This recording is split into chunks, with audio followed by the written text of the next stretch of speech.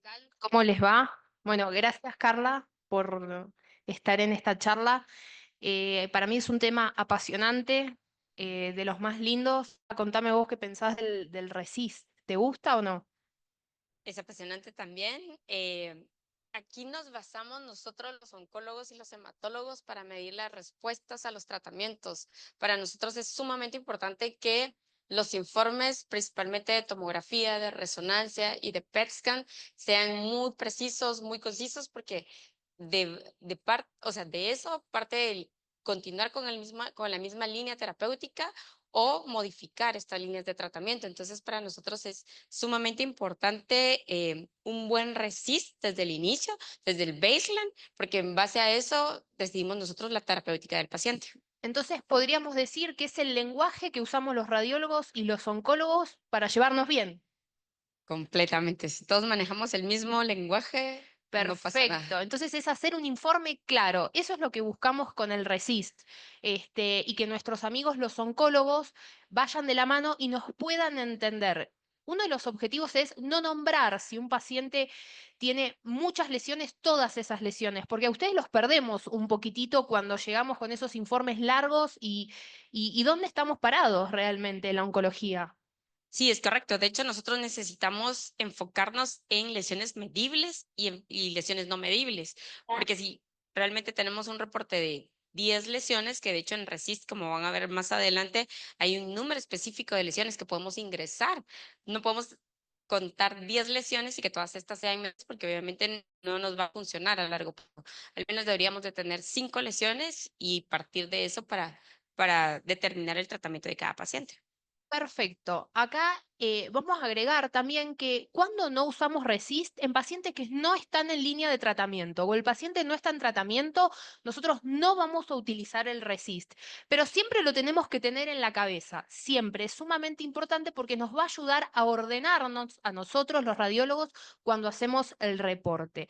Entonces, ¿qué vamos a pensar cuando nosotros tenemos un paciente oncológico que tenemos que informar? Bueno, ¿está realizando tratamiento? ¿En qué línea se encuentra? ¿Cambió el tratamiento? ¿Y qué drogas está usando? ¿Sí? Es muy, muy importante tener toda la data clínica para utilizar un RESIST, porque si nosotros no tenemos una historia clínica completa, ni sabemos en qué línea está o si no empezó el tratamiento y es un estudio de estadificación, vamos a hacer mal las cosas y eso puede llevar a una mala interpretación por parte del oncólogo y que el paciente realmente se pierda de hacer alguna línea. ¿Qué es una primera línea de tratamiento? De hecho, eso es bien importante, tener nuestra comunicación muy fluida con nuestros radiólogos, porque, como dice la doctora, o sea, debemos de saber qué es una primera, segunda y tercera línea de tratamiento. Una primera línea de tratamiento es el abordaje inicial que tenemos para tratar la enfermedad.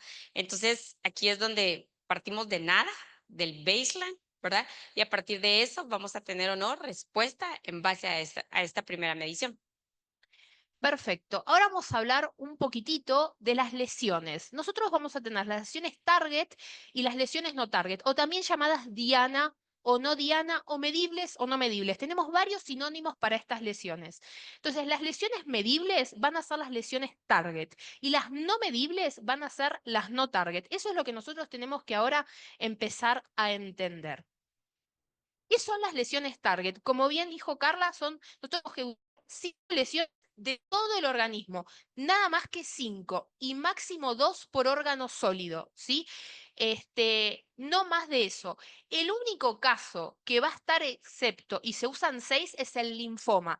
Nada más, y que tiene otros criterios, pero hoy lo vamos a dejar aparte el linfoma. Hoy nos vamos a dedicar a tumores de órgano sólido. El linfoma y todo lo que sea hemato-oncología lo dejamos afuera, ¿te parece? Sí, completamente, porque el RECIST de hematología es muy distinto al RECIST de oncología.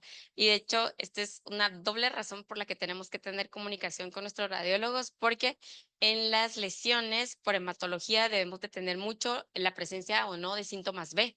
Eso va unado al tamaño de las lesiones. Entonces, la respuesta es completamente distinta en hematología y en oncología. Perfecto, gracias Carla. Bueno, ¿cómo medimos la lesión? Esto es muy importante. Diámetro mayor y nos los tenemos que grabar en la cabeza que siempre va a ser el diámetro mayor. y tiene que tener algo muy importante, que tiene que ser mayor a 10 milímetros, ¿sí? Pero en el ganglio entramos en otro juego, porque es el diámetro mayor y tiene que ser mayor o igual a 15 milímetros. Un ganglio de 10 milímetros va a ser no target, ¿sí? Esto es lo que tenemos que tener en cuenta. Entonces, repasamos. 5 lesiones, diámetro mayor menos el ganglio, que es diámetro menor. Bueno, por acá tenemos un ejemplo. Entonces, de cómo medir. Esto va para nosotros los radiólogos. Fíjense en la filmina que tenemos la manito para arriba, cómo está, cómo nos cambia la medida, que está en diámetro mayor, y la otra que nos daría un poquito menos. Entonces, tenemos que ir jugando y darnos cuenta cuál es el diámetro mayor de la lesión, que a veces uno dice, ah, es fácil, pero no, porque después te das cuenta que mide un poquito más. Entonces, vamos identificando a las lesiones target. Las medibles, las estructuras ganglionares, como dijimos, eje corto mayor a 15 milímetros. No medibles, entre 10 y 14 milímetros. Y las no patológicas son menores a 10 milímetros. Esto quiere decir que nosotros no lo vamos a interpretar como patológico, así todo podemos tener un PET que sea hipercaptante, pero ese ganglio lo vamos a obviar. Después tenemos las lesiones en órgano sólido, como dijimos, las medibles mayor a 10 milímetros y las no medibles menores a 10. ¿Y qué hacemos con las metástasis óseas? Bueno, este es algo muy importante. Las únicas lesiones que van a ser medibles en la enfermedad ósea es cuando nosotros tenemos componente de partes blandas asociado. Si no, no se miden. ¿Sí? Eso es muy, muy importante. Y que también sea mayor a 10 milímetros. Carla, ¿querés agregar algo? Sí, algo que también nos piden por protocolos, yo hago investigación clínica y que realmente nos piden es que nuestro radiólogo nos interprete si son líticas o blásticas. Cambia mucho el criterio entre líticas o blásticas. Si son lesiones líticas, si son realmente lesiones medibles, aunado a esas masas de partes blandas. Si son blásticas, para nosotros no es una enfermedad medible. Entonces, esa palabra realmente es para nosotros muy importante y sobre todo que podemos comparar esto o apoyarnos de un CTIograma óseo. Muy bien. Bueno, seguimos con lesiones medibles. Ejemplos, por ejemplo, esas dos lesiones hepáticas. Tratemos de usar como organización las dos más grandes siempre. ¿Por qué? Porque va a ser más fácil después seguirlas en nuestros informes. Porque, por ejemplo, yo tengo un hígado con múltiples metástasis y tengo una de 20 y una de 15, agarremos las de 20, porque después nos va a ser más fácil seguirlas, ¿no es cierto? Totalmente correcto. Perfecto. Y ahora vamos a hablar un poquito de las lesiones no target, no medibles o no diana. Entonces pueden ser lesiones medibles, pero que no las elegimos, entonces nos va a quedar como enfermedad medible.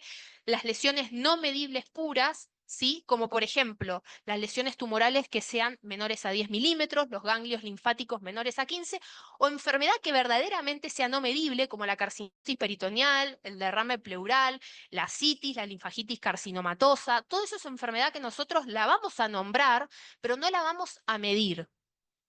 Y que sí necesitamos que nos reporten. O sea, no nos funciona mucho si fuera un engrosamiento del peritoneo, sino sí nos importa mucho y nos sirve para los pacientes que nos especifiquen que es carcinomatosis peritoneal o linfangitis carcinomatosa, sobre todo porque las nuevas terapias, ahora, más adelante lo vamos a tocar, pero la inmunoterapia hace mucho efecto adverso que nos puede confundir con este tipo de interpretaciones. Entonces, si no tenemos un baseline que realmente nos diga que es carcinomatosis peritoneal, cuando vayamos a comparar la respuesta va a ser difícil para nosotros los oncólogos determinar si es progresión o no de la enfermedad o si es un evento adverso del medicamento. Perfecto. Por ejemplo, acá tenemos ejemplos de lesiones no medibles. Miren la citis, el derrame pleural, una lesión blástica, como vos decías, Carla, recién, muy bien viene al caso, una lesión lítica sin componente de partes blandas. Todo esto no lo medimos. ¿Y qué hacemos con la coalescencia? Esto ocurre mucho en muchos tumores, probablemente pulmón sea uno de los casos muy importantes. Contanos un poquito, Carla, qué pensás de las lesiones coalescentes y cuándo se separan. En lesiones ahora de pulmón específicamente, realmente pulmón es un tumor que tiene muchas opciones terapéuticas.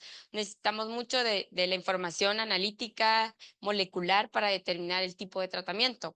Como les digo, realmente ahorita todos estamos enfocados en inmunoterapia y lo que hace la inmunoterapia realmente es un proceso inflamatorio que hace que estas lesiones se unan.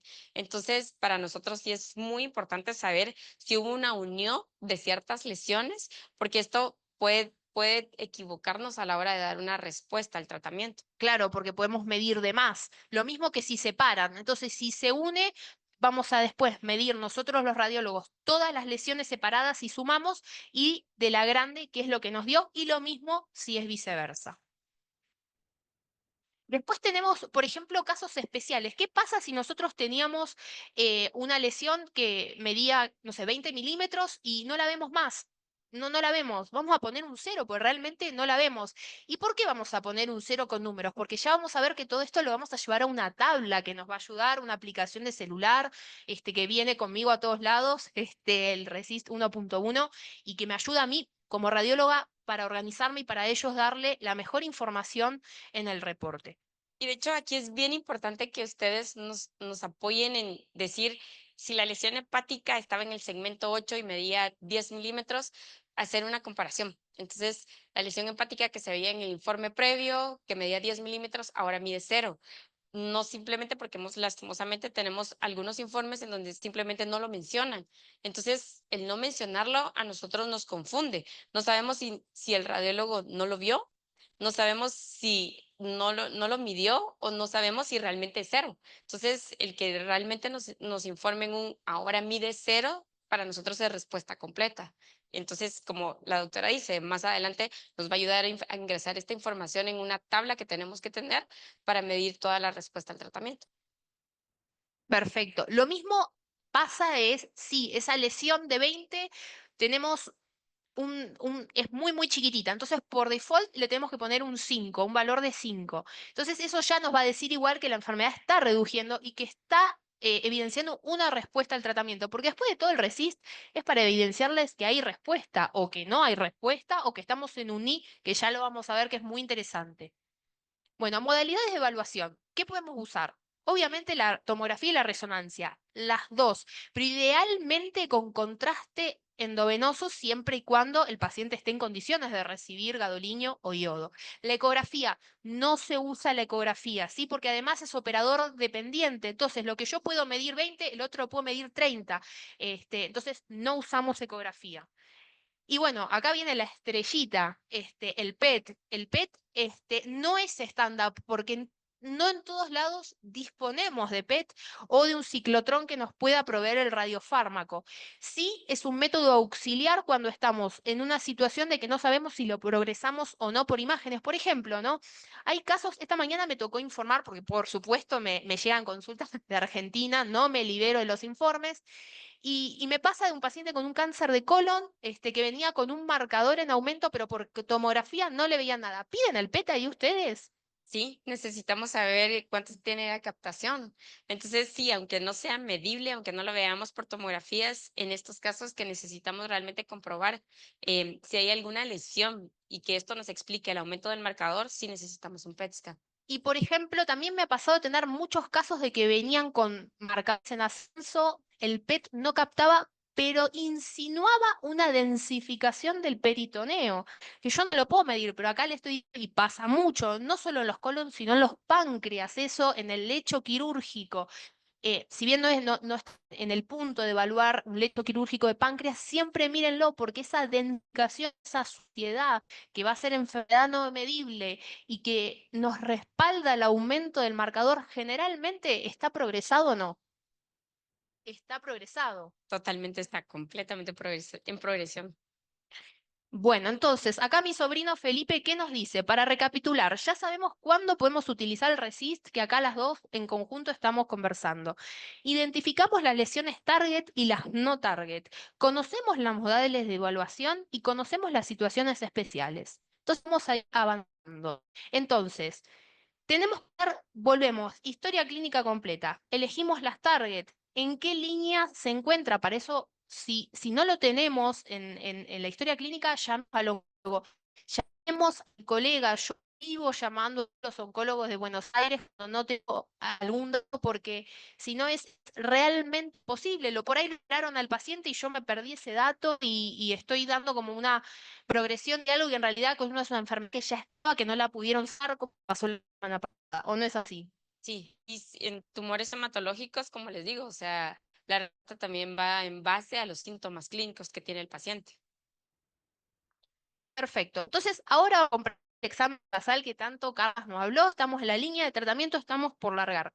¿Cuándo vamos a hacer? Es el estudio de inicio, el punto de partida, es el que nos van a pedir antes de arrancar el tratamiento, ¿no es cierto? Y aquí es donde debemos dejar explícitamente qué lesiones vamos a tomar como medibles y no medibles. En base a eso vamos a tomar en cuenta la respuesta al tratamiento. Perfecto. Entonces, a nosotros tenemos un examen basal y elegimos esas 5 lesiones. Y en todos los estudios que nosotros después siempre vamos a usar las mismas 5 lesiones, ¿sí? Siempre eso es muy importante. Ahora, por ejemplo, ¿qué pasó si tenemos esas 5 lesiones pero tenemos una nueva? ¿Qué consideramos? O ya cuando tengo una lesión pero todo el resto bajó, ¿qué hago? ¿Qué pasa por más que bajó todo pero tengo una nueva? Si tenemos una nueva, depende mucho del contexto clínico y la línea de tratamiento que esté utilizando y el tipo de tratamiento que estemos utilizando. Si consideramos que el paciente está clínicamente estable, a pesar que una lesión, depende del tamaño de la lesión, ¿verdad? O sea, si bien más de 10 milímetros, obviamente podemos considerarlo como una progresión de la enfermedad. Con una lesión nueva, para nosotros es progresión de la enfermedad. Eso es sumamente importante saber porque nos pasa a menudo. ¿Y qué es el nadir? Bueno, el nadir juega un rol muy, muy importante porque es donde tuvimos la mejor respuesta a esa línea de tratamiento que nosotros hicimos. Es donde el paciente mejor le fue, que no es lo mismo que lo asal. En la IR, en términos generales, es la mejor respuesta que tuvo el paciente, o sea, lo mínimo que logró alcanzar con el tratamiento. Si tenía 10 de RESIST y ahorita tenemos un NADIR de 3, entonces a partir de ahí es donde vamos a medir la respuesta. Por ejemplo, ahora vamos a ver un casito con un nadir. Entonces, hay algo que nosotros para poder informar RESIST tenemos que saber los criterios de respuesta morfológica. Hablamos de morfología acá. Entonces, respuesta completa es cuando desaparecieron todas las lesiones. La respuesta parcial es cuando tenemos una reducción de la carga tumoral mayor o igual al 30%. ¿Sí? Cuando tenemos una progresión de enfermedad es cuando tenemos un aumento de la carga tumoral mayor o igual al 20%. Y acá es donde viene el juego la enfermedad estable. Pues nosotros podemos decir enfermedad estable, sí, pero con ascenso o descenso de la carga tumoral, porque para ellos no es lo mismo. Porque si yo le informo una enfermedad estable con un ascenso de la carga tumoral, ellos empiezan a prestar más atención a esa línea, a ver con qué pueden empezar a jugar si eso vemos que en la próxima ya estamos a ver a una verdadera progresión, ¿no? Es correcto. Y es bien importante tener en cuenta esta progresión y esta respuesta parcial, porque progresión, como dicen, realmente es el aumento arriba del 20%, pero la respuesta parcial es la disminución del 30%, o sea, no es lo mismo. Y es bien importante que ustedes nos puedan informar ese porcentaje de aumento o disminución, incluso cuántos milímetros aumenta cada lesión, porque con un aumento de 5 milímetros en una lesión target también puede ser una progresión de la enfermedad. Entonces, evaluación de respuesta. Respuesta completa, no tenemos lesiones más target, no tenemos lesiones no target, no hay nuevas lesiones y lo confirmamos 4 semanas más tarde. Una respuesta parcial, tal como decía ella, es la suma de los diámetros que disminuye al 30%, ¿sí? En base al basal o al nadir, si tenemos un nadir en este caso. Pero no tenemos nuevas lesiones y las lesiones target o disminuyeron o permanecieron iguales, ¿sí? No tiene que haber nueva imagen.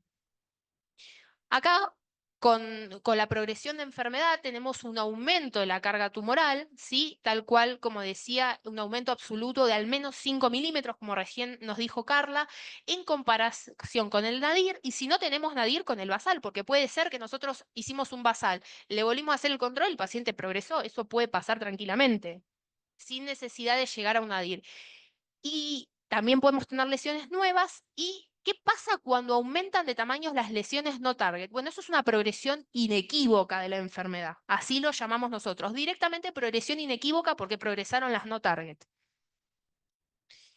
Y bueno, un poquito acá repasamos lo que recién dijimos con la enfermedad estable, ¿verdad? Si es un aumento o un descenso de la carga tumoral. Por eso la balanza va a indicar para un lado o para el otro. Acá tenemos un caso clínico, por ejemplo, un paciente con un adenocarcinoma de colon con secundarismo hepático, algo frecuente, práctica diaria, que hace su primera línea de tratamiento. Entonces, elegimos dos lesiones, que son las que está acá, una de 50 y una de 38 milímetros. Se hace los controles, cómo esas lesiones en el timeline point 1 y 2 van bajando. Entonces, vemos cómo la lesión sigue bajando, o sea, baja en el primero y baja en el segundo. Entonces estamos ante una respuesta parcial, ¿sí? ¿Qué quiere decir esta respuesta parcial? Que ustedes están contentos, ¿no? Cuando ven eso. Y que no modificamos la respuesta al tratamiento. Continuamos con la misma línea de tratamiento.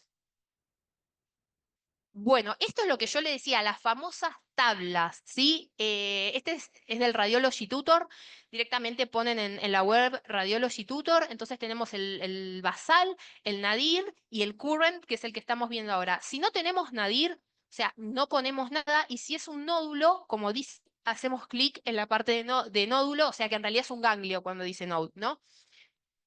Bueno, y acá tenemos, este es un caso interesante, ¿no? Es una paciente femenino con un sarcoma sinovial con una recaída pulmonar. Entonces yo ahí mido una lesión en el basal de 80 milímetros, me pongo contenta en el primer control, que baja, pero después sube.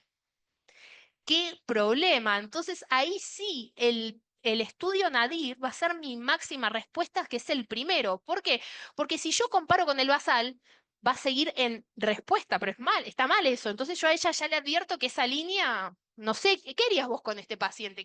¿Cambiarías la línea? Completamente, porque nuestro nadir es de 40 ahora. Entonces, en base a eso, si tenemos ahora un aumento a 63, totalmente progresó.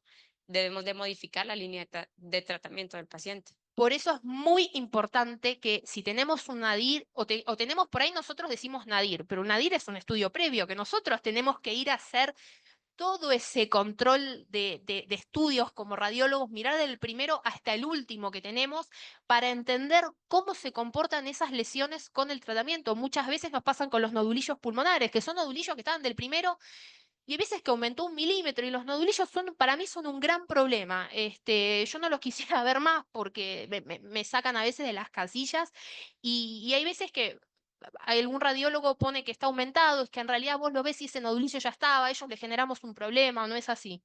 Sí, a nosotros también nos confunde mucho el tener la presencia de ganglios y como les digo, para nosotros es sumamente importante que los reporten y sobre todo el tamaño, ¿verdad? En el eje menor, porque si este progresó, aunque sean no medibles, realmente para nosotros sí puede ser una progresión inequívoca de la enfermedad. Bueno, entonces, ¿dónde nos paramos a comparar? Es un poquito lo que explicábamos en el anterior. Bueno, en Nadir, en la máxima respuesta, donde esa línea de tratamiento mejor le hizo a nuestro paciente. Bueno, y ahora vamos con la última diapositiva de esta clase y vamos a hablar de la inmunoterapia. ¿Qué es la inmunoterapia? Carla, contanos un poquito. La inmunoterapia es un medicamento, son varios medicamentos que lo que hacen es aumentar nuestro sistema inmune. Entonces tenemos inmunocheckpoint que lo que hacen es que nuestro propio sistema inmune ataque a la célula tumoral. Esto viene a revolucionar mucho el paradigma de los tratamientos. Ya no vemos las mismas toxicidades, ya no vemos las mismas respuestas a una quimioterapia convencional. ¿Y por qué es importante conocer cuál es el mecanismo de acción? Porque la inmunoterapia genera mucho proceso inflamatorio. Entonces, aquí es donde podemos tener una pseudoprogresión tumoral sin que esto precisamente se convierta en una progresión de la enfermedad. Y esto es debido al mecanismo de acción del medicamento. Exactamente, que es el efecto Flare o efecto llamarada. Entonces, ¿qué hacemos nosotros como radiólogos? Conozcamos la historia clínica, porque si viene un paciente con inmunoterapia, nosotros ya tenemos que estar atentos que esas lesiones que en un basal teníamos de una medida, en el primer control pueden aumentar de tamaño. Entonces va a ser una pseudo progresión y nosotros vamos a poner pseudo progresión. Y nuestro paciente tiene que volver a las 4 semanas a controlarse si esas lesiones verdaderamente aumentaron de tamaño, que sí progresando, pero puede ser que disminuyen, entonces que la inmunoterapia está haciendo efecto, ¿verdad? Es correcto, y debemos repetirlo justo a las 4 semanas después de esta primera pseudoprogresión. Eso es bien importante que, digamos, nos comuniquemos, estemos en constante comunicación, porque en base a esta primera pseudoprogresión es que volvemos a hacer un nuevo resist. Exactamente. Entonces tengamos en cuenta eso. Y después, bueno, solo para contarle, estos pacientes se siguen con el iResist y el mResist, que es para hepatocarcinoma, que, bueno, es otro mundo aparte. Así que bueno, Carla, te agradezco por haber sido el soporte, por haber estado, por habernos ayudado. Mi manera de haber aprendido Incoimágenes siempre fue con ellos al lado y consultarle y preguntarle y qué son las líneas, qué no son las líneas y así. Así que bueno, gracias. Gracias a ustedes por la invitación. Y sigamos resistiendo con Resist, por favor.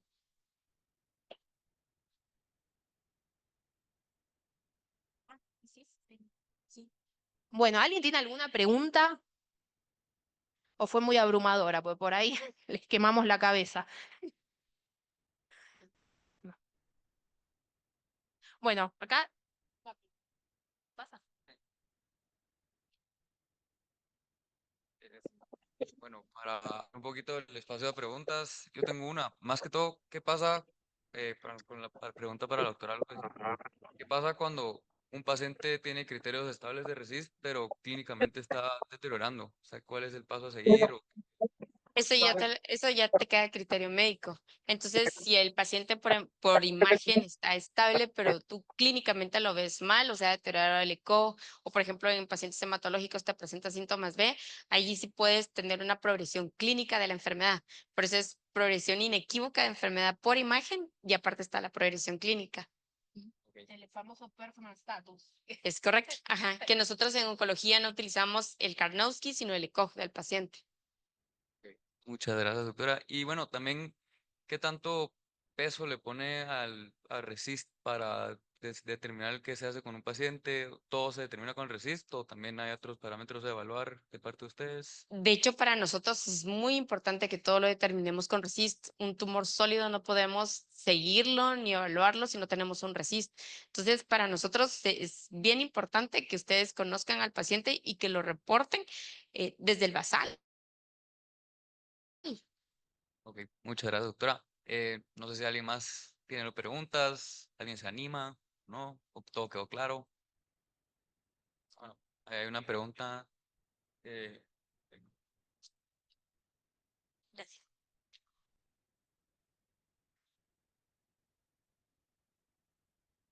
No, bueno, yo más que hacer una pregunta, quisiera hacer un agradecimiento a las dos doctoras, tanto a Antonella como a Carlita. Muchas gracias por haber venido. Creo que el tratamiento multidisciplinario de los pacientes es importante. La comunicación efectiva entre el médico tratante y el radiólogo es algo que tenemos que fomentar.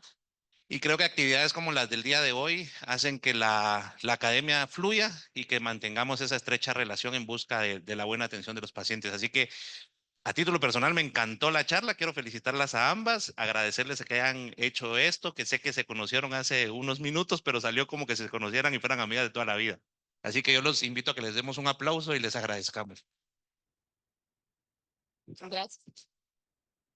Agrego algo más, eso es hablar el mismo lenguaje, por eso es que fluyó de esa forma. Así que yo, como consejo de radióloga, a todos los radiólogos, salgamos de la cueva sin luz, llamemos, agarremos el teléfono, preguntemos si eso es una enseñanza que a mí me dio mi marido, Tomás Pascual, levanta el teléfono y no te quedes en lo que tenés. Gracias.